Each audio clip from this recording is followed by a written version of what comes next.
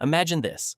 You just put in the perfect lap in qualifying, you're starting P1, and then the FIA comes in and disqualifies you before the race even starts. Why? Because of Parc Fermé. Yep, it's one of the most misunderstood rules in F1, but teams have found some creative ways to bend it. Let's break it down. Parc Fermé has been around for decades, but it wasn't always as strict as it is today. Back in the day, teams had way more freedom between qualifying and the race. Teams would basically run one car in quali and then switch to a more reliable setup for the race. This led to some wild performance gaps, and, let's be honest, a lot of sneaky tricks. So, in the early 2000s, the FIA said enough of that, and tightened the rules to make sure teams couldn't just flip a switch and turn their car into a completely different beast. Alright, so after qualifying, cars are placed in something called Parc Fermé, which is basically French for don't touch that thing or you're in deep trouble. Once a car enters Parc Fermé, teams aren't allowed to make major changes. No sneaky setup tweaks, no magic engine swaps, nothing. The idea is to keep everything fair so teams don't run a qualifying spec car and then switch to a race mode beast. But F1 teams hate being told what to do, so obviously they've tried to find loopholes. Let's get specific. What can teams change under Parc Fermé? Well, not much. Front wing angle adjustments, slight tweaks for aero balance, tires, since they get fresh race tires anyway, brake cooling adjustments within limits, and repairs for genuine damage, more on that later. They are not allowed suspension changes, so no adjusting ride height or stiffness, engine mode changes, gear ratio changes, and aerodynamic upgrades. Basically, once you qualify, you're locked in.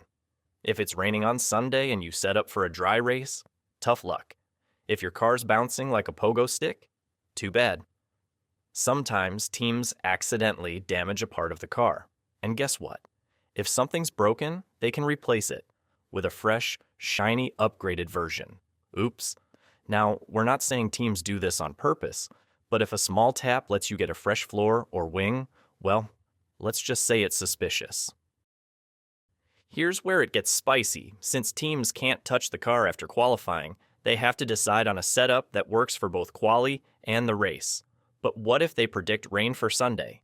Some teams will YOLO it and set up their car entirely for the race, even if it means qualifying like a brick. It's a risky move, but sometimes it pays off big time. So, what happens if you get caught? Well, it depends on what you did. Minor changes, you might start from the pit lane. Major changes? Congrats, you're disqualified. Yeah, not fun. Just ask Lewis Hamilton.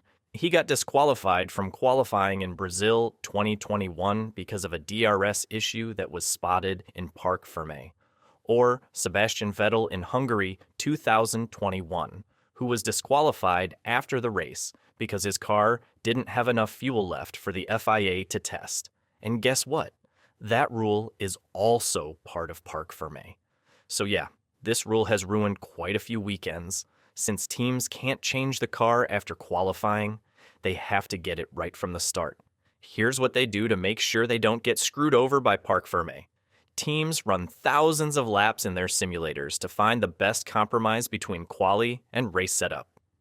Weather predictions. If rain is expected, teams might risk setting up for the race, even if it means sacrificing quali pace. Minimizing risks. Engineers. Try to design parts that can survive Parc Fermé without needing replacements. So there you have it, Parc Fermé, the rule that keeps things fair and drives teams absolutely crazy. Now, let us know in the comments, what's the dumbest FIA rule in F1? And if you enjoyed this, hit that like button, subscribe, and we'll see you in the next one.